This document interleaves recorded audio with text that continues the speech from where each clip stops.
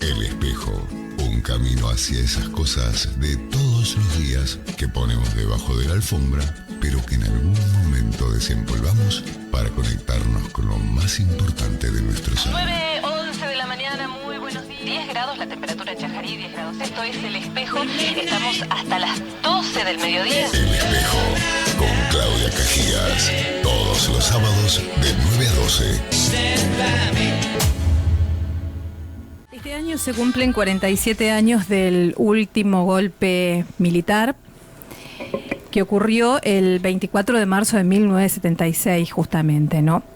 Y hay actividades en el ámbito local para recordar esa fecha, porque obviamente la justicia y la verdad, ese es el lema, para no perder la memoria. Justicia y verdad para no perder la memoria. Por este tema, para charlar de este tema, hemos invitado a la profesora de Historia Daniela Sanandrea, que también está trabajando en el área de educación del municipio. Muy buenos días, Daniela, ¿cómo estás? Buenos días, bienvenida, Claudia. Y un gusto. Bien, buenos días, Carolina. Te agradezco que siempre, creo que todos los años, pero siempre hagas un programa referido a esto por una cuestión justamente de no perder la memoria, ¿no? Exacto, sí, es así. Hay una película muy emblemática, 1985, que ha salido, podemos decir recientemente, ¿no? Porque ha competido ahora por el Oscar.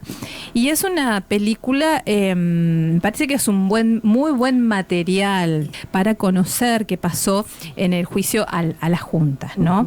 Y ustedes también en el municipio han trabajado con esa película. ¿Cómo han trabajado, Dani?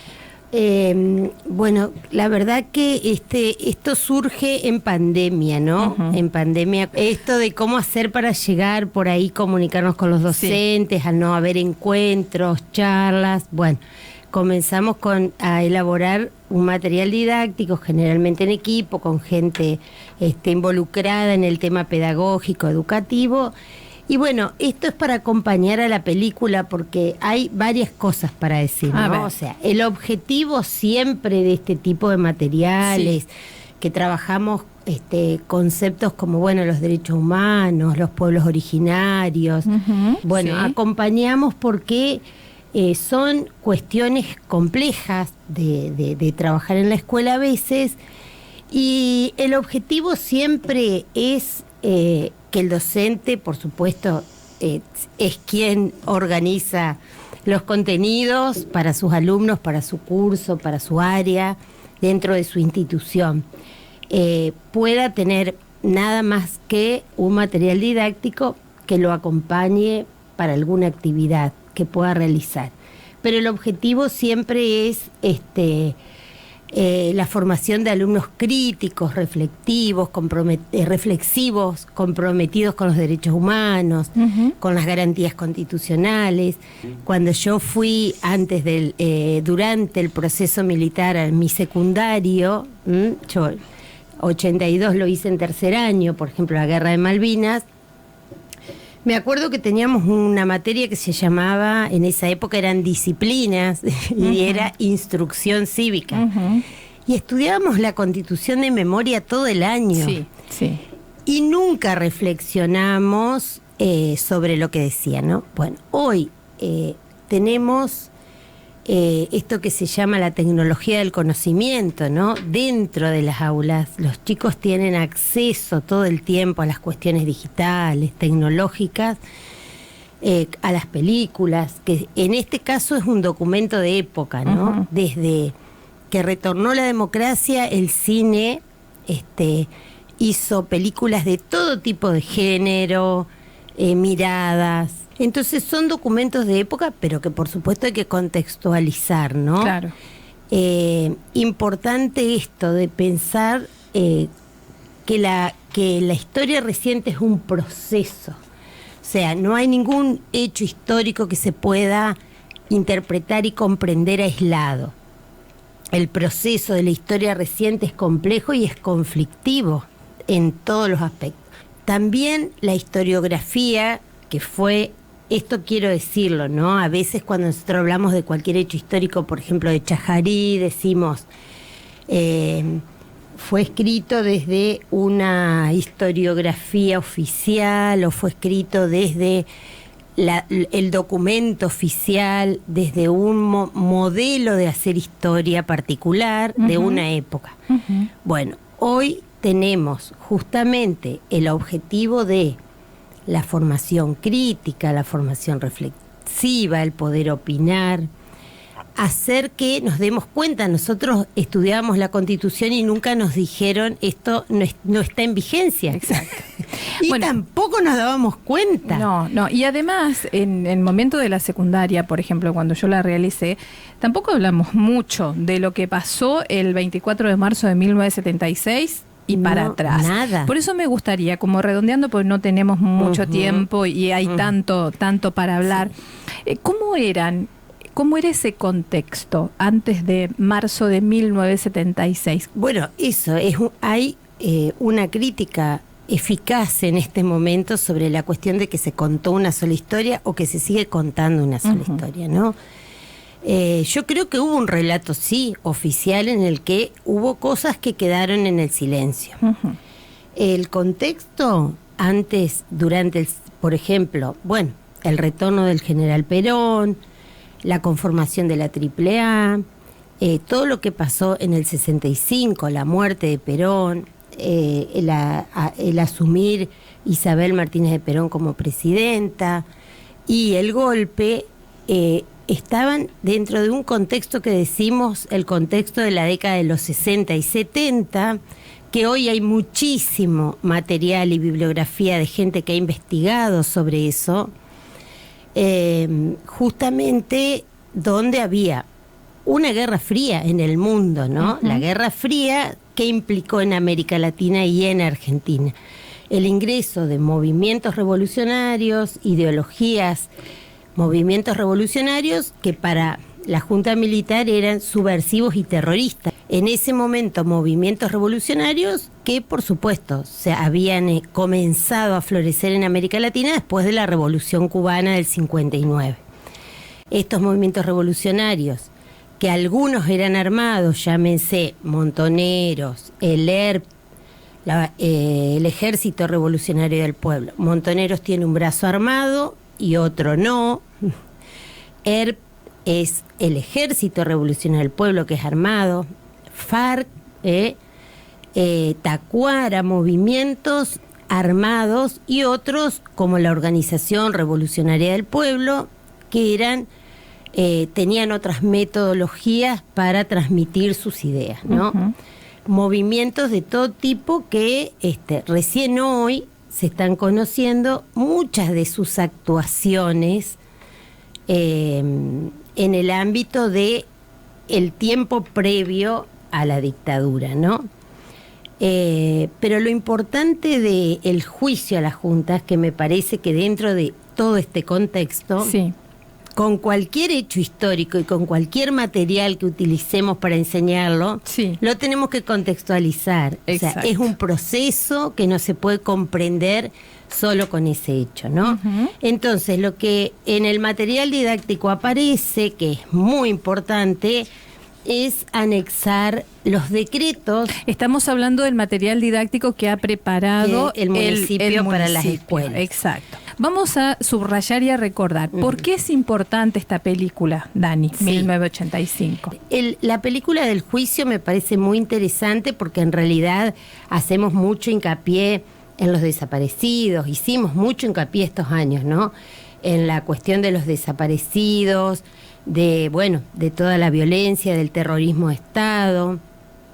Y el juicio corona, fíjate que vos decías en qué material está basado. Bueno, sí, yo leí a Gil Lavedra, La Hermandad de los Astronautas, donde él, uno de los Gil Lavedra, que fue uno de los jueces, 6 jueces que enjuició a los militares, y que hace una reflexión sobre el trabajo que hicieron estos 6 jueces, y Luis Moreno Campo, que es el fiscal adjunto del juez Trasera, que en su libro Cuando el poder perdió el juicio, Argentina 1985, se basa la película, claro, ¿no? Y de hecho dicen ellos que está muy bien lograda. Es muy interesante porque ellos dicen que el juicio fue un momento de inflexión, ¿no?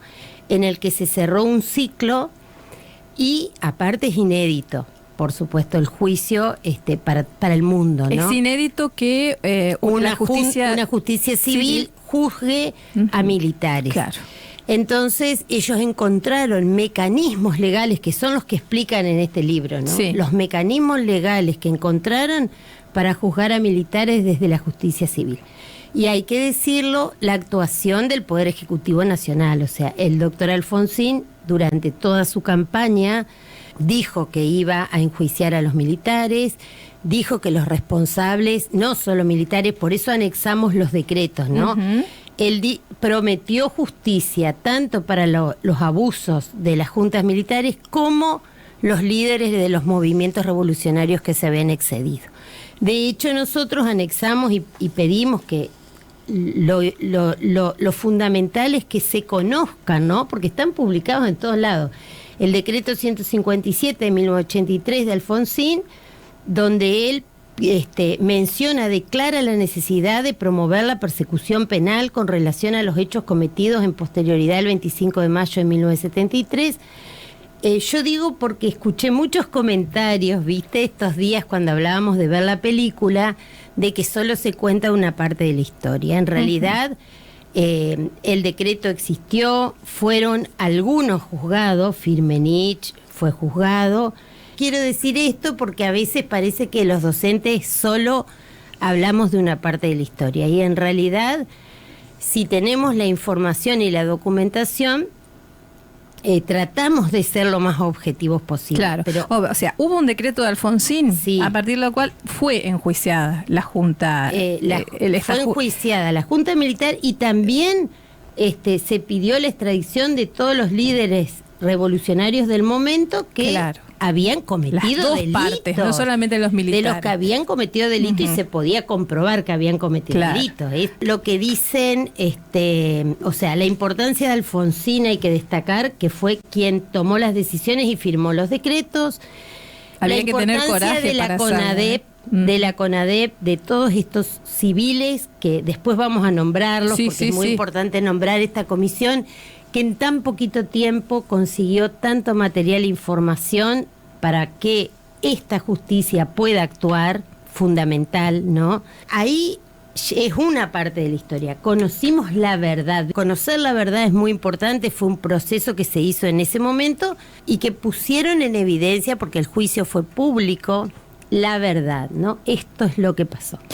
Dani, bueno, vos querías subrayar esto de la justicia y la verdad para no perder la memoria. Claro, o sea, los conceptos que se trabajan para poder llegar a la verdad. Hubo muchos hechos, fue un proceso muy largo. Tenemos que mencionar a las madres de Plaza de Mayo, a los que después se incorporaron las abuelas y los hijos, los organismos de derechos humanos que trabajaron para que justamente para llegar a la verdad, ¿no? Ellos jamás se resistieron a quedar sin la información de qué pasó con sus hijos, de qué pasó con sus nietos, y hoy, por supuesto, es un proceso que continúa porque se siguen encontrando. No nos olvidemos que dentro de las cosas que las madres y abuelas consiguieron es el derecho a la identidad, ¿no? Que hoy es un derecho humano, que está dentro de la Declaración Universal de Derechos Humanos, el derecho a la identidad, por el hecho de poder, a través del ADN, conseguir la identidad de las personas, ¿no? Son logros que hicieron que vayamos encontrando la verdad. La verdad absoluta no existe, pero lo más objetiva posible, ¿no? Todo lo que implica encontrar la verdad lo más objetiva posible, que es lo que nos pasa todavía hoy, ¿no? O sea, en el interior todavía no es.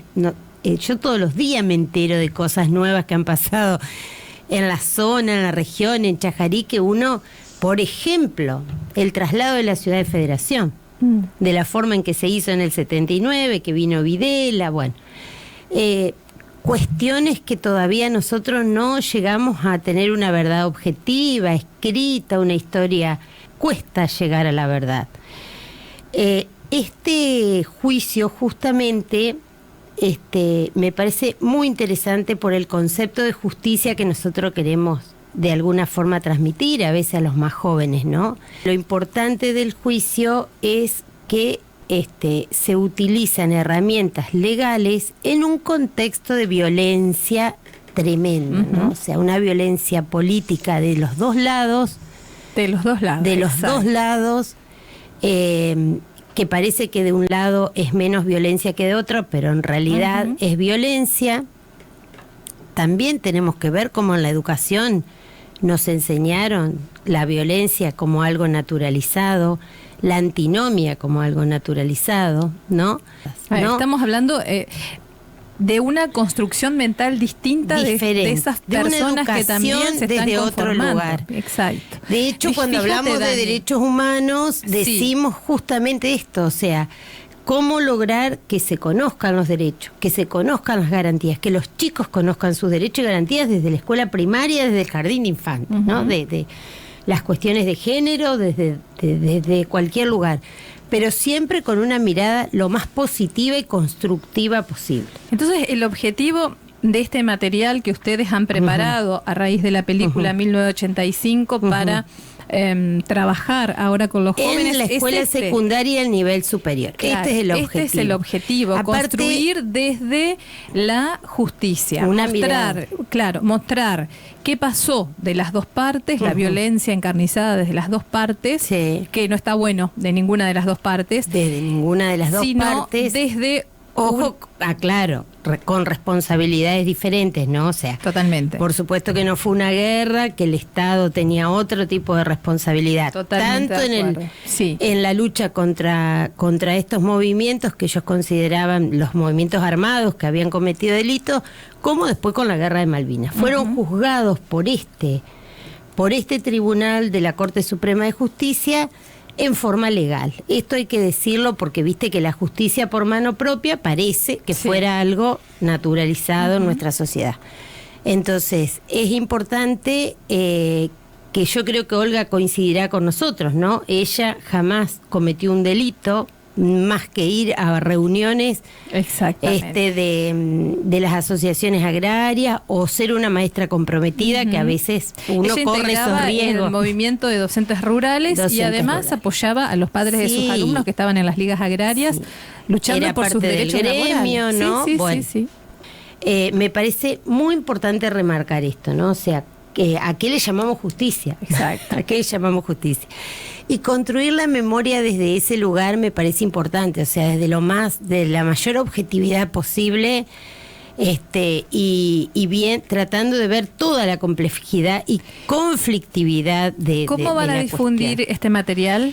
Mira, este material se envía a las escuelas y después, bueno, en las instituciones deciden qué hacer, ¿no? O sea, cada docente puede utilizarlo, ¿no? De hecho, a veces le llega y a veces no, pero es un aporte.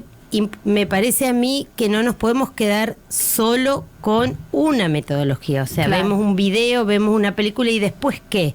O sea, este material que prepara el área de educación de la Municipalidad de Chajarí, lo que ustedes van a hacer es enviarlo a las escuelas. Ya fue enviado a las escuelas para que previamente o posteriormente a ver la película que se ofrece el día miércoles 22, ¿no? En el Centro Cultural, para que los chicos vayan a verla, puedan trabajar con el material didáctico y tener los documentos que nos avalan, digamos, o que hacen que se pueda contextualizar lo que... Hay una serie de preguntas que está, no sé si la podés ubicar, que está contenida en ese material para que los chicos reflexionen luego de ver la película, que me parece muy bueno. ¿Lo podés leer, por favor, Dani, si lo tenés a mano? Son frases que utilizan en los libros tanto Moreno Campo como El juez de trasera, frases que ellos, interesante que puedan, después de ver la película, puedan interpretar y debatir sobre esto, ¿no? Luis Moreno Campo dice: la vigencia de las leyes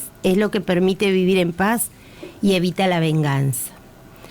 Las audiencias públicas transformaron la memoria de una nación sobre lo que había ocurrido y el juicio se convirtió en la piedra fundamental de la transición a la democracia. Por eso en estos 40 años de democracia me parece interesante reflexionar sobre desde cuándo, ¿no? Bueno, alguna de las frases entonces contenidas en este material educativo y que fueron dichos por personajes centrales. La frase de Julio Estracera, que me parece muy importante porque está también aquí todo el discurso de Estracera, que fue el fiscal, ¿no? A partir de este juicio y de la condena que propugnó, nos cabe la responsabilidad de fundar una paz, no en el olvido, sino en la memoria, no en la violencia, sino en la justicia. Esta es nuestra oportunidad y quizás sea la última, ¿no? Bueno, y después su frase del nunca más. Del nunca más, que quedó grabada a fuego en todos los argentinos. Todos los argentinos. Ya se viene la comunicación por Zoom con Olga Brambila. Vamos con un poquito de nuestros anunciantes, entonces ya vamos preparando el terreno para charlar con Olga. Se queda Daniela, obviamente. Conocer, saber, pensar, analizar, escuchar, indagar. A través del reflejo de nosotros mismos, de nuestra vida cotidiana, queremos descubrirla. El espejo. La vida es un espejo, una forma muy particular de conectarnos con nosotros mismos. El espejo, los sábados a las 9 de la mañana, conduce Claudia Cajías. Bueno, ahora sí parece que la tenemos a Olga Brambila desde Montreal, Canadá. Muy buenos días, Olga. ¿Me estás escuchando? ¿Nos estás escuchando? Sí, ay, te veo. Ay, qué bien, bienvenida. ¿Cómo sufrimos? Yo estoy arriba, en mi imagen estoy arriba. Bueno, muy bien, Olga. Un gusto saludarte, un gusto verte, estando tan lejos y tan cerca a la vez. Queremos charlar con vos, lo hemos hecho personalmente cuando estuviste hace algunos años en Chajarí. Solés retornar para ver a tu familia, pero queremos hablar nuevamente de tu historia, Olga. ¿Cuántos años tenés actualmente, si lo querés decir? Si no, como te dije... Tengo 78 años. ¿Tenés? Lo cumplí hace poco, en enero. Ajá. En 1976, ¿cuántos años tenías? Tenía como 31, creo. Ajá. Y en ese momento, en 1976, en marzo de 1976, ¿dónde estabas? ¿A qué te dedicabas? ¿Cómo eran tus días? Vivía en la escuela número 47, que es la de la Florida. Ajá. Hacía 10 días me había reincorporado al trabajo, después de haber salido hasta México, que es donde me fui a casar con Rogelio. Sí. Y volví, y cuando me incorporé al trabajo fue el golpe. Uh-huh. El golpe fue el 24 de marzo de 1976. ¿Cuándo te detienen a vos? ¿Qué día te detienen? Me detienen el 25, porque yo estaba en una casa del campo, que este año fui a visitarlos, a esos amigos. Sí. De la colonia La Florida, porque todos ellos participaban en reuniones de exalumnos que teníamos en la escuela, y que una vez por semana jugábamos al vóley en el patio de la escuela. Y bueno, entonces todos éramos amigos con ellos, eran todos jóvenes que trabajaban en citricultura. Cuando vos te detienen al otro día del golpe, el 25 de marzo, ¿vos estabas en la casa de uno de estos alumnos, de una de estas familias, o dónde? No estaba cuando me llevaron, estaba en la escuela de Beba Maidana, nosotros decíamos la escuela de Beba, la escuela de Chela, la escuela, porque eran las directoras. Ajá. Y ahí trabajaba mi prima, que también se la llevaron presa conmigo, porque habíamos pasado la noche, creo que habíamos ido al cine o algo así con mi prima, y habíamos quedado en una casa que ella tenía al lado de la capilla. ¿Cómo es el momento en que a vos te vienen a detener? ¿Quién viene a detenerte?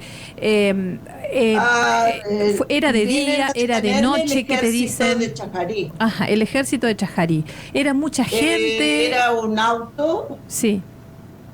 Donde me llevaron, y Porota venía conmigo.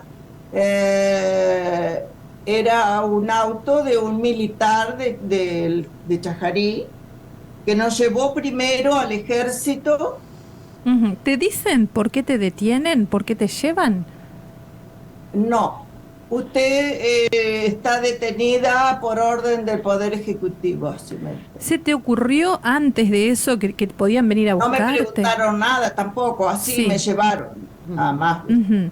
¿A vos se te ocurrió en algún momento que te podían venir a buscar, que te podían llevar, o es algo que te toma absolutamente por sorpresa? Yo en el momento no pensé, viste, si no, no me hubiera venido de México. Claro. Pero, aunque no era fácil vivir ahí, pero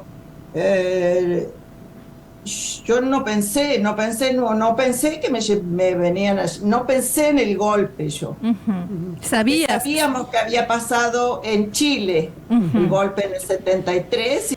Y el día que te Pero, detienen, ¿vos bueno. sabías que el día antes había habido un golpe en Argentina? Sí, Sí. lo escuchamos en la radio. Bueno, a vos te llevan al regimiento, después te llevan a la comisaría A la número 1, comisaría, la comisaría de Chajarí. La comisaría, el mismo lugar que está actualmente. Yo fui a ver el lugar, ya he ido a ver el lugar donde me tuvieron, porque me habían dado 5 baldosas que no me podía mover de ahí cuando me llevaron. ¿Podías parar? Yo estaba ¿Te sola ponías? con un soldado al lado con Ajá. un arma apuntándome. Y tenías Eso que así. estar parada, sentada, con ese soldado Y no apuntándote. me alcanzaba mucho el lugar para sentarme. Claro, 5 pero- baldosas chiquitas de los mosaicos de antes, me imagino. Sí, no sé cómo es ahora el piso, viste, de ahí, de esa pieza, porque era la entrada cerca de la esquina. Era una pieza grande Sí. y ahí me pusieron que me quede ahí, pero el militar se fue y me dejó un soldado que me apuntara ahí, viste. Que te Y apuntara. bueno, yo de a rato empecé a hablar con el soldado. Sí. Y yo fumaba en ese tiempo y tenía mi cartera, así que me saqué un cigarrillo y le pedí si no tenía fósforo al Ajá. muchacho.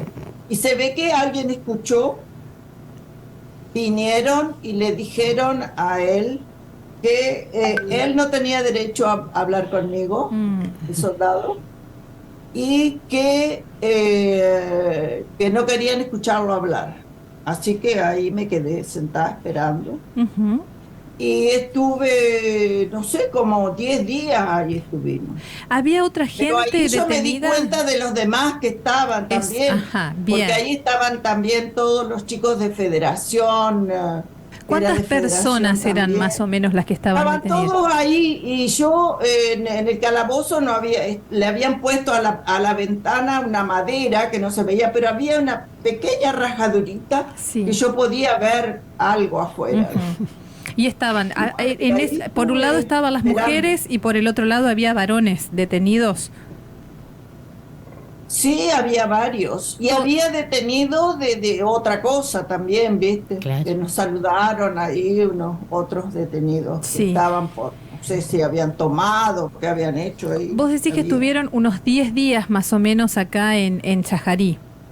En Chajarí estábamos en los calabozos y nos sacaban a comer al patio. Y de ahí yo me buscaba siempre un lugarcito, había un patio grande, derecho a la puerta, así yo veía, por lo menos veía a la gente pasar. Claro. ¿Sabía tu familia que estabas presa? ¿Podías comunicarte Sí, con sí. ellos? Sí, no sé quién fue a sabían porque los militares fueron a revisar mi casa, ¿viste? Y vos en ese Mi momento papá vivías estaba con tu ofendidísimo familia. porque revisaban todo, se llevaron fotos, dejaron todo esparramado. Vos vivías con Y- tus padres en ese entonces. En la casa, sí, yo tenía, los fines de semana venía a la casa de mis padres a pasar el fin de semana y el domingo, el lunes me iba a la escuela. ¿Y esa es la casa que revisaron y que dieron vuelta, la de tus padres o la casa de donde vos vivías o la escuela, digamos? La escuela también la revisaron cuando yo fui a ver la escuela. Esa mañana yo fui a lo de las señoras, los que vivían al lado, y los Parneda, y fuimos a ver la escuela. Estaba la puerta abierta, sin llave, y sí, habían revisado todo. Bien, ¿qué se llevaron? Habían revisado y dejaron la puerta abierta. Ajá. ¿Y qué se habían llevado, Olga?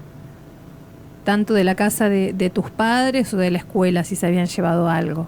Ay, yo no me di cuenta, pero después cuando me trasladaban de Chajarí a Concordia, un militar me dio algunas cosas que eran fotos mías, fotos con amigos, y que yo las rompí y las tiré por la ventana porque yo no sabía dónde me llevaban y no iba a ir con las fotos a presentarlas. Así que... ¿Tuviste miedo en algún momento, Olga? Y el miedo se siente, ¿viste? Aunque vos digas, yo no hice nada malo, pero yo sabía que en Chile habían matado gente que no tenía nada que ver tampoco, que no, no había participado o que, ¿viste? ¿Te interrogaron en algún momento? Sí, la misma noche que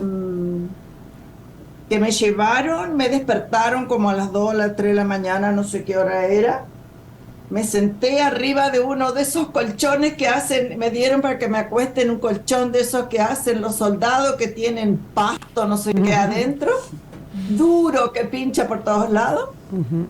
Y bueno, ahí estuve tirada en ese colchón y me despertaron, me senté, hablé, me preguntaron cosas personales pero no había nada de acusación ni nada, ¿viste? Porque eran militares de Chajarí los que...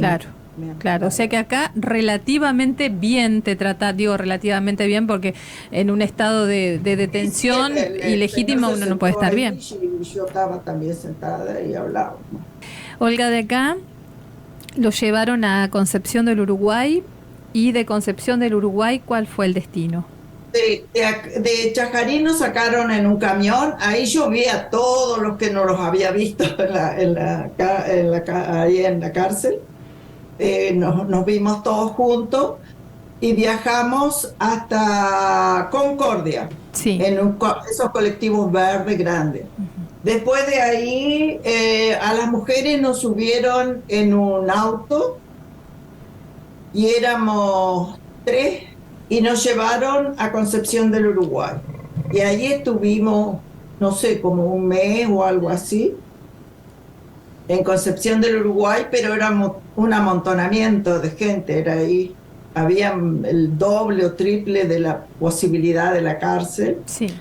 Así que estábamos todos amontonados. Y después nos trasladaron a Paraná, donde ahí quedamos esperando. Nunca te dicen nada, pero se llevaban a las chicas a torturar y vos no sabías cuándo te tocaba a vos, porque lo único que venía la celadora a la puerta del pabellón donde estábamos y decía: fulanita, prepárese que la vienen a buscar. Y cuando sonaba el timbre de la cárcel, todas estábamos esperando a quién le tocaba ese día, ¿viste? Bueno, ¿alguna de tus compañeras de celda, pues imagino que había varias celdas, la llevaron? Sí. ¿Pudiste? Nosotros estábamos en un pabellón, éramos, qué sé yo, como una veintena de personas, de mujeres, y estábamos todas juntas, ¿viste? En el mismo pabellón era una cama, una mesa de luz, una cama, una mesa de luz, así todo. Ahí estábamos, y teníamos un lugarcito que era para ir a comer, que nos daban la comida, y para ir al baño había que pedir, llamar hasta que alguien viniera y te abriera la puerta y te llevara al baño. Era todo, y nos dejaban salir una vez al día a un patio. Esa era nuestra gloria porque podíamos salir, tomar aire, charlar afuera, pero era una hora y adentro de nuevo. Generalmente cuando las llevaban, quedaban por lo menos una semana afuera de nosotras. Y después hubo una compañera que la llevaron y tuvo 40 días afuera sabíamos que la llevaban a torturar, pero lo que le hacían, todo eso, no lo hacían en la cárcel, lo hacían en otros lugares. ¿Y en qué? Bueno, después cuando volvían, veíamos el resultado. En muchas de las compañeras vimos las torturas que les habían hecho, porque yo me acuerdo de haber ayudado a Lidia, una compañera de Concordia, que había sido muy torturada y estaba todo, su cara era verde, amarillo, de todos colores, de los golpes que les habían dado, tenía quemaduras de cigarrillo, tenía la vagina toda con hilachas de piel, que ella me pedía que yo le ponga un espejo para que ella se cure, pero ¿viste? Se ponía una crema que le había dado el doctor. Tenía un doctor que venía a la cárcel y eso, bueno, uno no sabía cuándo, si le iba a tocar a uno también eso, ¿viste? Y eso generaba terror. Sí, a todas. Aparte de desarmarte el hecho de ver una persona así, ¿no? Sufriendo de esa manera, el terror propio de que te pase a vos en persona, lo que uno imagina, ¿no? Los fantasmas propios de uno. Pero, viste, yo, no sé, hice una cosa como que yo no lloraba, viste, no me daba por llorar, pero eso lo viví después.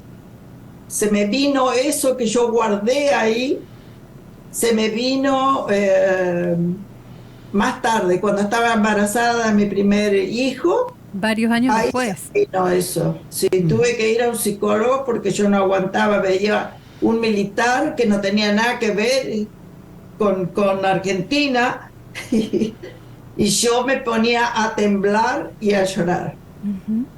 Un año más o menos en la cárcel. Gente torturada, compañeras torturadas. Te voy a preguntar después por la libertad, pero antes, Daniela, estoy con la profesora de historia, Daniela Sanandrea. Te iba a hacer el relato de... Yo soy muy vecina de la otra Olga Brambila, que también, sí. Pobre a Olga... ella le allanaron la casa. Le allanaron la casa buscándote a vos. Porque era más conocida en Chajarí que claro. Yo. No, ese era el relato que yo tenía de mi barrio. Yo soy del barrio San Clemente, ¿viste? No, lo que yo quería preguntarte, Olga, yo sí sé de tu historia porque Claudia y Claudio Hermosa siempre hablamos mucho de tu casa. Claudio siempre. Sí, yo soy compañera de él. Fue el primero que me preguntó por las cosas de... Tenías conciencia de que eras una presa ilegal, ¿no? Sí, era ilegal porque no hicieron un ingreso a la comisaría. Pero era ilegal, pero estaba en la cárcel legal. Legal, por eso te dieron la libertad, seguramente. No era ninguna, no era muy simpática, creo que está presa ahora ella. Ah, mira. Pero la directora, la primera, la que tuvimos ahí. ¿Vos a qué atribuís, Olga, vos a qué atribuís que te hayan dado la libertad?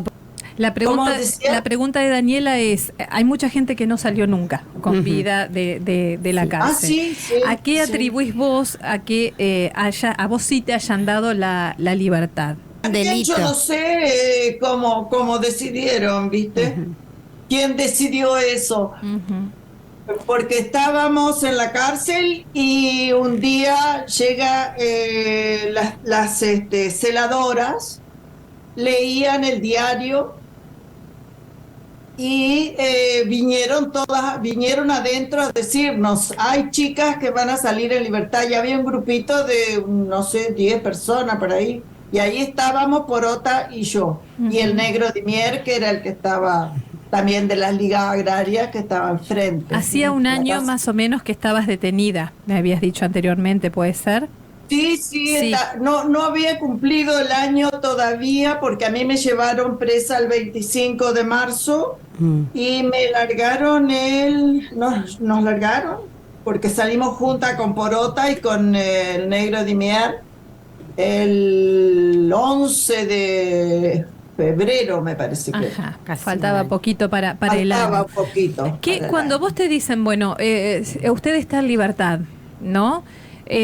¿Qué sentiste? ¿Podías sentir algo? ¿Podías creerlo? ¿Te fue a buscar alguien? ¿Cómo fue ese momento, Olga? Es una sensación salir de un encierro como estábamos, porque vos te acostumbrás, ¿viste? El ser humano, uno a veces no conoce la posibilidad que tiene de adaptarse también a otras cosas.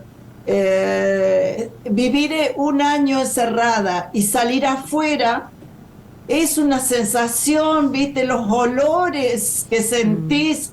Yo llegué primero a Federación, porque Porota vivía en Federación, y era el olor al río Uruguay. Ay, Dios mío. Hermoso. Los olores de las plantas, ¿viste? Que así cuando estás todos los días no se te pierden, digamos, entre todos los olores. Pero ahí, y las casas, vivir en un pabellón inmenso y llegar a mi pieza, parecía que las paredes se me venían encima. ¿Te fue a buscar alguien? ¿Alguien de tu familia? No, ¿o cómo salimos sin un peso en el bolsillo, pero nos fueron a buscar las hermanas del Cristo Redentor. Sí. Ellas nos estaban esperando en la puerta cuando salimos, dos hermanas. ¿Te llevan hasta tu casa? No, Tenés que ellas tomar nos un llevaron colectivo. al colegio ahí al Cristo y nos dieron dinero para pagar el pasaje. Sí. ¿Cómo fue cuando llegás a tu casa? Ay, cuando llegué a mi casa yo tenía un mareo de la alegría de salir y todo eso.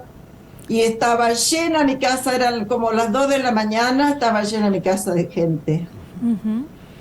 Y todos querían saber, y yo no sabía qué era lo que yo podía decir de adentro. Claro. Nadie me dijo nada, viste, de la cárcel. El militar que estaba, Trimarco, que era el que dirigía el ejército de ahí, nos dio cita, pero para el lunes siguiente. Nosotros que no teníamos un peso, ni teníamos documento porque no nos dieron, teníamos que, y lo pedían en los colectivos en esa época, a los documentos. Teníamos que volver y tuvimos que ir de vuelta el lunes siguiente. Y ahí recuperaste todo al señor Trimarco. Ajá. ¿Tenías miedo de que te dejen nuevamente en la cárcel? No, ahí no. Éramos 5 personas, había salido en los diarios y todo. No tuve miedo de que me dejen de nuevo. Olga, ¿y cómo te miraba la gente? Tenía ganas de ir a ver a mis compañeras. Que estaban todavía que quedaron en cautiverio. encerradas. ¿Las volviste a ver? Sí, las veo cada vez que voy a Argentina. O sea, salieron todas pudieron recuperar. La mayoría era de Paraná, Diamante. ¿Todas recuperaron la libertad? Y nos juntamos, sí. En Paraná. ¿Cómo te miraba la gente? Juntas. Después, a ver, recuperas la libertad, llegas a tu casa, la familia que te está esperando y demás, pero después empiezan a pasar los días. ¿Y cómo te mira la gente? ¿Cómo te miraba la gente? Como, esta algo habrá hecho. A mí me recibieron bien. Sí. Seguro que había los comentarios de esos que hay siempre, ¿viste? Sí. Y sobre todo en pueblos más chicos. Seguramente que muchos se imaginaron un montón de cosas y estamos han hablando de Chajarí. Sí, yo vuelvo a Chajarí, a la casa de mis padres, que me estaban esperando. Mi papá me esperaba en Federación. Fue un tío mío, porque no había colectivo, en esa época había un colectivo a mediodía y nada más de Paraná. Sí. Volvimos en tren hasta Concordia. Mi tío de Federación nos fue a esperar a Concordia y vinimos hasta Federación. En Federación nos estaban esperando Beba Maidana con mi papá y un señor de la colonia Belgrano que estaba esperando al muchacho de Dimier. Nos esperaban a todos, pero se lo trajeron a Dimier. ¿Y qué pasó con tu trabajo? Porque ya estabas libre. Supongo que habías recuperado tu documento. ¿Pudiste volver al trabajo? No, tuve que pedir todo de nuevo para que me dieran el documento ahí en Chajarí de nuevo Y no, trabajo no me cesantearon en la escuela.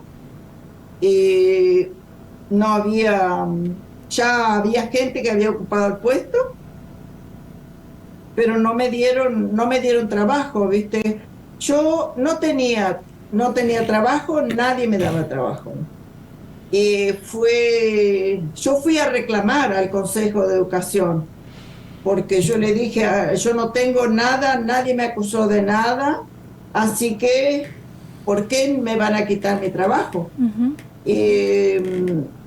Había una señora de presidente del consejo, y ella me dijo, no me quería recibir primero, ¿viste? Había un viejo sillón adelante en el pasillo, me senté ahí, yo dije, por acá va a tener que salir porque no había otra puerta, ¿viste? Y me quedé ahí hasta que finalmente me llamó y me dijo, mire, yo no le doy trabajo porque a mí el comando me prohíbe de darle trabajo. Si usted va a reclamar y ellos me mandan un papel escrito que yo le dé el trabajo, yo se lo doy. Entonces, o sea, prácticamente te habían amputado los brazos. Al día siguiente me fui y me presenté a pedirle, pero no me dieron. ¿Y cuánto estuviste entonces sin poder trabajar? ¿Sin poder tener dinero? Porque supongo que... Estuve varios meses que me mantenía mi padre. ¿Y después? Estaba en mi casa, comía ahí y trataba de no hacer gastos. Hasta que tuve noticias de mi marido, porque mi marido estaba fuera en el exterior. Y me fui con la ayuda de una compañera una amiga que vivió conmigo ahí en la escuela también, que es de Gualeguaychú. Ella fue la que me pasó la plata para que me vaya a encontrar a mi marido. ¿Por qué tu marido estaba fuera, Olga? Porque él también había estado preso y salió con la ley de la opción. ¿Vos seguiste todos estos años la política argentina? ¿Has visto la película que fue nominada al Oscar ahora, que tiene que ver con el juicio a la Junta? Sí, la vi en Chajarí, porque el Claudio Hermosa me avisó. Claudio pensaba que yo estaba acá en Canadá. Ajá. Y me avisó que estaban dando, si la podés ver, él estaba llevando a los alumnos, qué sé yo. Porque, qué sé yo, voy a Chajarí, es la familia, uno y otro, yo no toco el internet. Entonces me enteré y la daban, era en el cine. Un día a la semana fuimos con una hija de mi sobrino que tiene 14 años, porque ella también, para que entienda lo que era. ¿Qué sentiste? Me pareció muy buena para los jóvenes. Para los jóvenes que para ellos la dictadura fue fuera de su cuerpo, digamos. Vos como docente, ¿vos seguiste siendo docente en el exterior? Yo sí trabajé en los centros de la pequeña infancia. Con chicos yo trabajaba con los bebés porque yo elegí el lugar de los bebés, ¿viste? Pero eran de 3 meses a 18 meses. Ajá. Olga, te llevo un poquito para atrás en la historia. Cuando te reencontrás con tu marido, ¿en dónde te reencontrás con él? Me encontré en Río de Janeiro, que quedaba lejos de la Argentina. Sí, y de ahí quedaste. Te digo que salí, me fui, no conté el tiempo, ¿viste? Pero quedaba lejos. Claro. Y de ahí un organismo de España me pagó el pasaje para que me vaya a Francia. Sí. Con tu marido, siempre, ahí ya siguieron juntos, ¿o no? Sí, después ya ahí estuvimos junto con mi marido. Ajá. Sí. Y de Francia, si mal no recuerdo, ustedes trabajaban también a favor de gente que estaba detenida o de sus familiares. ¿Qué trabajo hacías en Francia? Yo trabajé con un cura, hacíamos las listas de los desaparecidos. y buscábamos, porque la Argentina no dejaba salir información, ¿viste? Sí.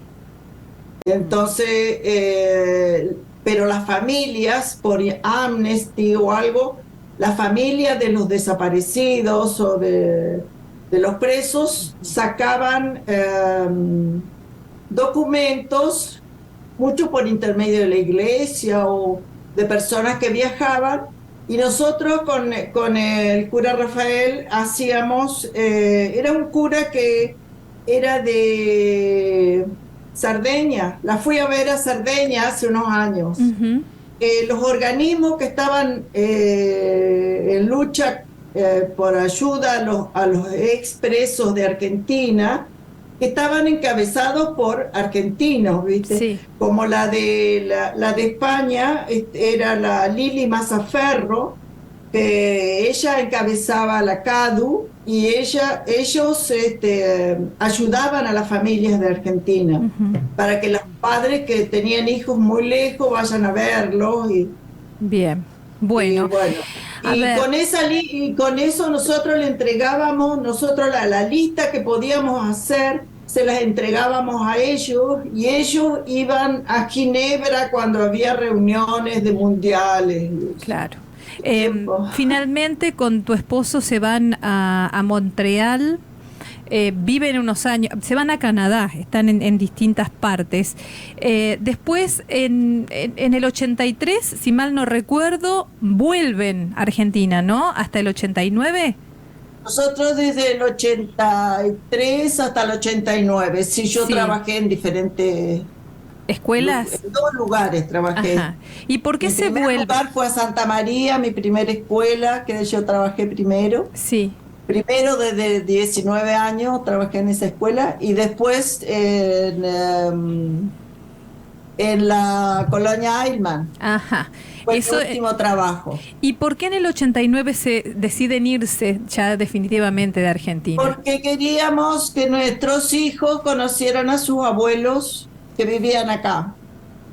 Y ya estaban, eran personas de edad, y bueno, dijimos, queríamos venir, pero juntar plata desde el puesto de maestro, puesto de que teníamos nosotros, ¿viste? No nos alcanzaba nunca. Claro. Entonces, cuñados de aquí juntaron plata entre todos y nos pagaron el pasaje para venir. ¿Y después por qué se vuelven a Canadá?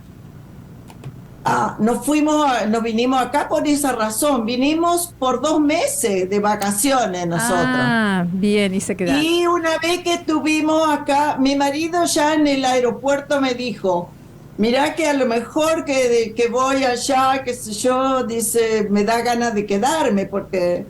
Y bueno, yo dije, vamos a ver allá, porque yo dije, si acá la familia no es muy buena, ¿viste? No me trata muy bien, me voy de vuelta, ¿viste? Claro. Pero la familia nos atendió, ¿viste? Que era 2 semanas acá, nosotros teníamos auto, que teníamos, ¿viste? Trabajo, mi marido. Bueno, me imagino Así el que- nivel de vida en Canadá hoy debe ser bastante diferente a lo que podemos tener acá, o no. Sí, pero al principio, nosotros nos vinimos, teníamos $150 en el bolsillo cuando nos vinimos, y fuimos en tren desde Chajaría a Buenos Aires para contar la plata, ¿viste? Porque no me pagaban el sueldo, se demoraba, ¿viste? El sueldo, qué sé yo. La cosa que nos vinimos. Y después que estuvimos acá y vimos cómo los chicos podían estudiar acá, bueno, dijimos, vamos a quedarnos unos años. Claro. Y empezamos a hacer los trámites para quedarnos. Y después, viste, que los chicos, cuando son chicos, vos los llevás, van con vos para todos lados. Pero después ya empiezan Ya las deciden. preguntas. Sí. ¿Cuántos hijos tienen, Olga? 3. 3 hijos. ¿Están todos allá en Canadá o hay alguno que volvió a Argentina? Hay uno que está en Argentina, porque a todos le tira la América del Sur y la Argentina, ¿viste? Han hecho viajes. Diego, el mayor, fue 1 año a hacer un viaje. Claro. Con su compañera fueron a hacer un viaje por toda América Latina, ¿viste? Sí. Y ahora está ya mi hijo más chico, que está haciendo una maestría en estudios hispánicos.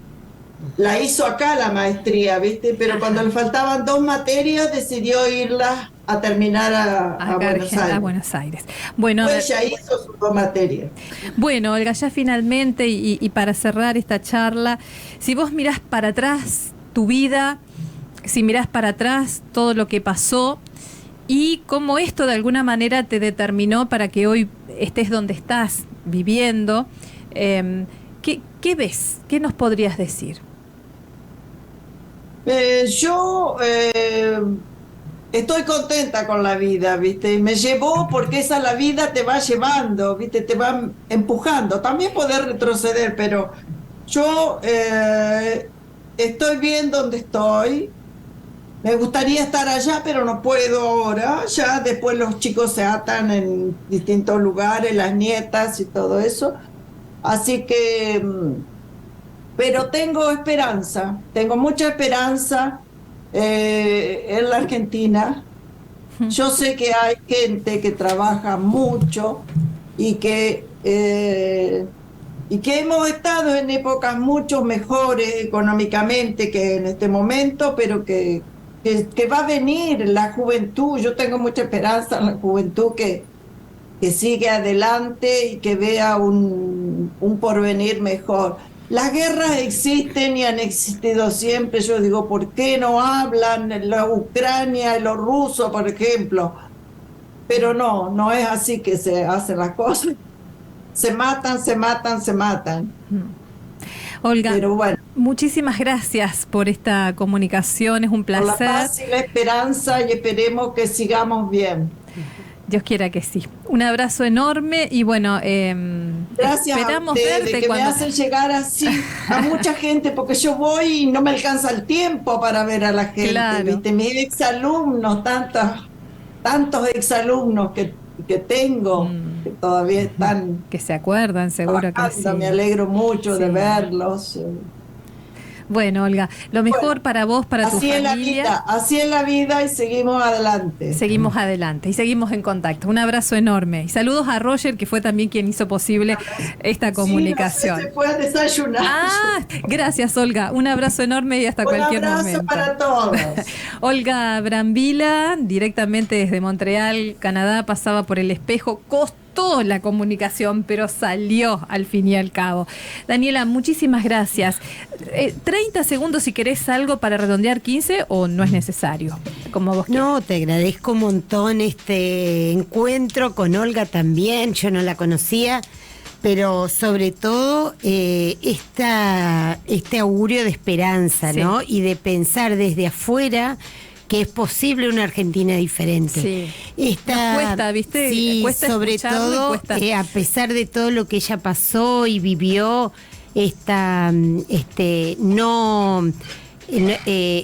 posibilidad de diálogo, y viste que no hay fe en la democracia y nada de rencor. Eso, no hay rencor. Ni idea de venganza, ni